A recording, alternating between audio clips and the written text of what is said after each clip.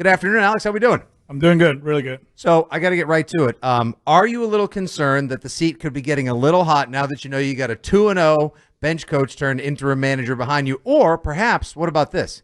Are you now going to be the opening manager for the Red Sox? That'd be great, right? I can do that. I think me and Ramon, we've been together since 2018. I think he's the only other coach left from that team. Yep. I know Ramon since 1996. We started playing winter ball in No Puerto way. Rico, and he has a great mind. He understands how we do things here. To be honest with you, on Monday, I just called him to talk about something else other than baseball. Yesterday, I got thrown out. He knew what he had to do, and it was a great – I mean, we won the series, and hopefully we can sweep them tonight. Heck yeah. Just to give you a heads up, we have our third host who's at home, so he'll be chiming in as well, Alex. Just want to let you know. But last night was fun. You got a little dust up with the home plate umpire. Yeah. You went in there with a finger point. I didn't know.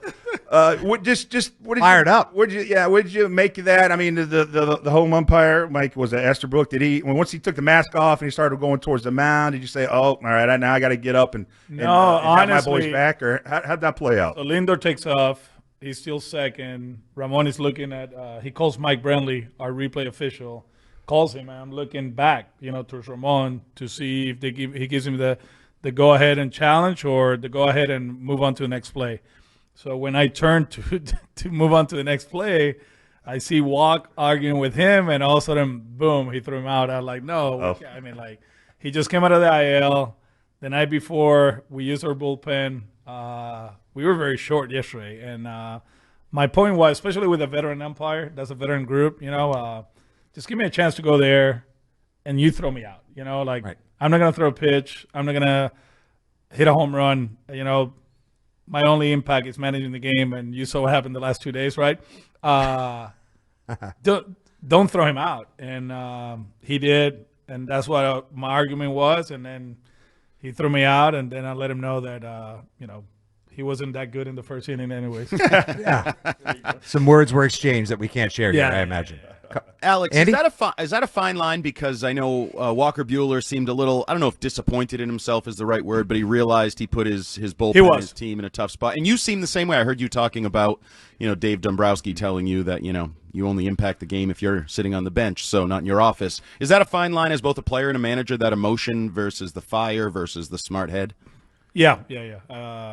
And if you talk to Walk, he'll let you know that, he probably crossed the line, and we need him at least for 5. But it is what it is. The bullpen was amazing yesterday. They threw the ball extremely well. We got 2 big swings, one from Carlos, one from Rafi, and we ended up winning the game. From my end, that's something that I always think about it. And Dave was the one in 2018, game 1 of the ALCS. He's like, "Hey, man, I pay you to be in the dugout, not in the office." I'm like, "Okay, sir." Yes, sir. Yeah, yes, sir. And we still talk about it when I talk to Dave. So I don't like getting thrown out. I think it's 18 times. Booney gets thrown out 18 times a year. And Savage is in the box. yeah, I'll give him stuff about it, But we have different personalities. You saw me punching the bullpen phone, whatever. There's a lot. And of somewhere pictures. David Ortiz was like, "Yes." Yeah. There's a lot of pictures of that, but at the end of the day, we won the game. That's the most important thing. So this must have been kind of like also like a bit of an emotional moment for you as well, because Walker, you missed. You're not there on Monday. Now you come back. It's Mets Red Sox, which has some juice to it. Big win on Monday. Walker Buehler makes his return. He's a feisty guy in the first place. He and Lindor have beef from last postseason when he walks off the mound very demonstratively after striking him out. Big strikeout, although I like the Verdugo one better. And then now he gets rung up, and the Lindor, like that kind of a thing. And I know you and Lindor are friends, so that we have breakfast. We have breakfast this morning, and I saw the clip of his like, "Throw him out, throw him out, throw him out." And then they threw him out. Yeah. But then Trevor told me that after Walker got thrown out, Lindor was doing the same thing with me. Yeah. Like, throw Alex out, throw Alex out. He threw him out. So Francisco didn't tell me that this morning. But it's all fun and games, man. It's a game that, you're allowed to show emotions. And I have to protect my players, And in that instant, it was hard to swallow because I knew where we were. But Bernie came in, did the job. Whitlock did the job. Wise, Slayton, Chappie, and the cool thing is we won the game. But we'll see how we figure out today. Well, we got the big boy pitching, right? We got Garrett on the mound, so hopefully he can go deep into the game, and we don't have to use as many relievers as the last 2 days. You talk about the last 2 days. I mean, two starters and then 10 relievers in the last 2 games. The bullpen, recent and Sunday too. and Sunday too. Just but they really showed out the last couple games. Do you see maybe turning the corner for the bullpen? What do you see now these guys last? Yeah, I think it's the season. This is how it works, right? It just happened that we went to Toronto, we blew 2 saves, and then we played Minnesota. We blew 2 saves, so it was 4 out of 5 games. If you split them up, it doesn't look horrible, right? One this week, one next week, one 3 weeks from now, and then a month from now. But everything happened so fast. It was Whitlock, it was Slayton, big boys in the bullpen, and we were kind of like trying to find solutions, right? But if you look the last few weeks, Slayton has been amazing. Chapman has been solid. Weiser has come up huge for us. Whitlock still a work in progress. Like I said, coming out of surgery, we have to be smart with him.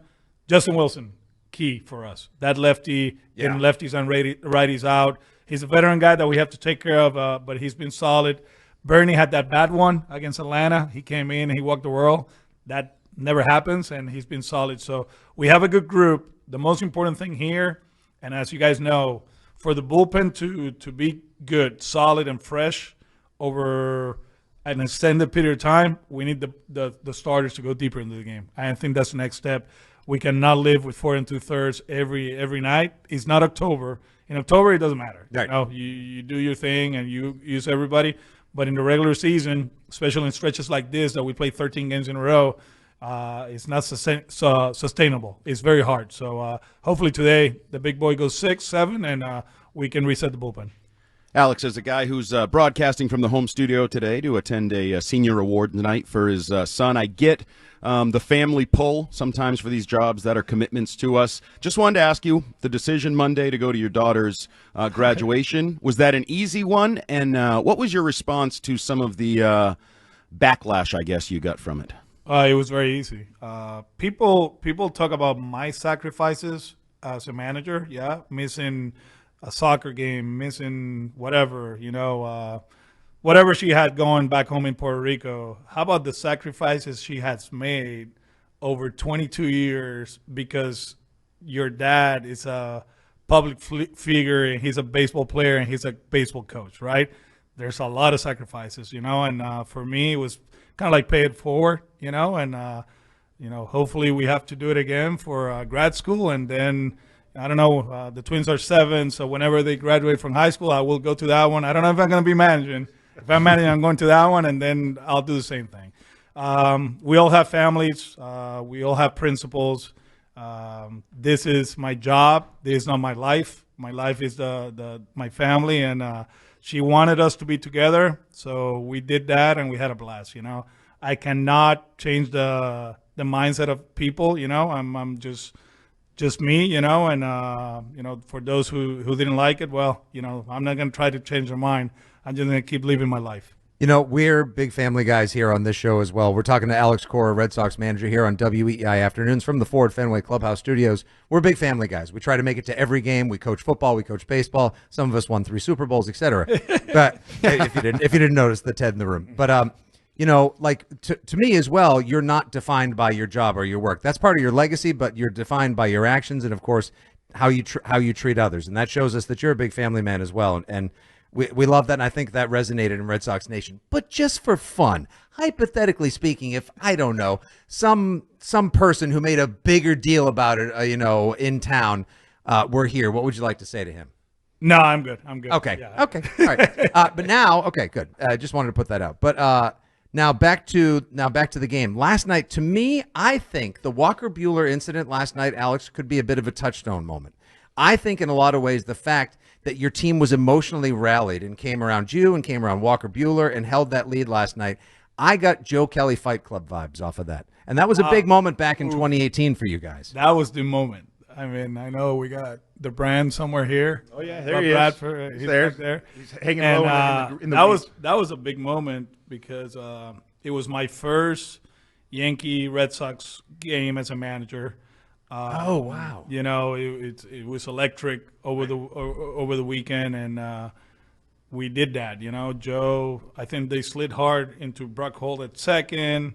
There was a lefty that now he's pitching for the Braves that grabbed the bullpen phone and called called to the bullpen and gave some instructions, and they executed, and that was fun in a sense, right? Because I felt like after that we kind of like took off. You know, it was our first big moment as a group. I know Joe had a blast that whole week when he got suspended, doing a lot of things, but as a team, I'm not saying we have to go out there and fight. Whatever. We can go back to 08. Remember Tampa Bay? Tampa Bay, we got into it and we took off from that moment on. I think we took off in that series. And hopefully, you know, with Walker yesterday and the whole phone, the bullpen phone and all that stuff, we can take off. It'll be fun to do that. 04 and Tech with Tech and A-Rod. Yeah, that one. There were those little moments. There's always moments like that. Sparks 2001. We always go back to the Jerome Pathan hit with Brian Cox as well. Like, boom, that's when it 30 happened. points. Just to take a little bit of a right turn here, Alex. I have an obsession with first base, and it's obviously that position hasn't been quite settled yet. But there's a thinking out there that the way Rafi's hitting maybe precludes him from playing first base. That you don't want to mess with him and his hitting. Is there something to that? And just your thoughts so far on where the first base situation is? Yeah, I think right now, like I always said, I think I've been saying this every Wednesday. Today is Sogard playing first base. We got Toro. That's the duo that is taking over at first. And we're going to give him every chance to keep playing and doing their job. Christian Campbell is taking ground balls. You know, he looks okay, but it's only 4 days, you know. And the thing about all this is, like, we will never know until they step onto the field. And as you know, there's going to be situations that will come up in the game that you can never practice, right? And we're going to make mistakes. And we got to be smart about it. The health part of it, too, is something important. With Rafi, he's doing an outstanding job. Right now, he's the best hitting DH the best DH, of course, in the American League. You OPS, on base percentage, RBIs, homers. I mean, he's having a great season, and we'll keep talking. So as Christian Campbell takes some drills and ground balls before he gets into game action, we look down in Worcester, and Marcelo Meyer is playing some second base down there. Can we tie those two things together and say if Christian Campbell goes to first base, there's a good chance Marcelo Meyer could come up and play second? I think as an organization, we're preparing for everything, right?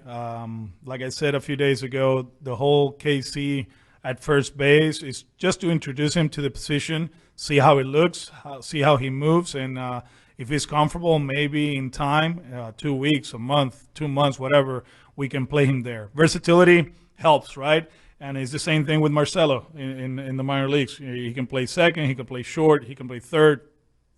He wants to get to the big leagues. You know, if you tell Marcelo, hey, if you catch for a week, and you know, if you catch for a week, and then we call you to the big leagues to do that, will you do it? Of course, he'll say, yeah, I'll do that and more.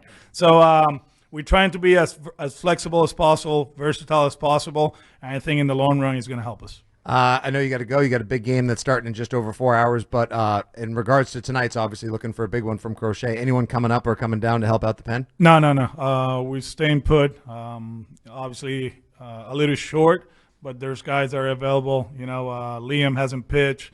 Witt can give us an inning. Bernie can go out there and give us an inning. So, you know, hopefully the big boy goes 6 or 7, and then after that we can cover 3 and win the game. Or maybe gets his first complete game in the majors in a Sox uniform. Wouldn't that be nice? We always appreciate the candor, the humor, and the insight very much, Alex. Good luck tonight, and we'll talk to you next Wednesday. Thank you, guys.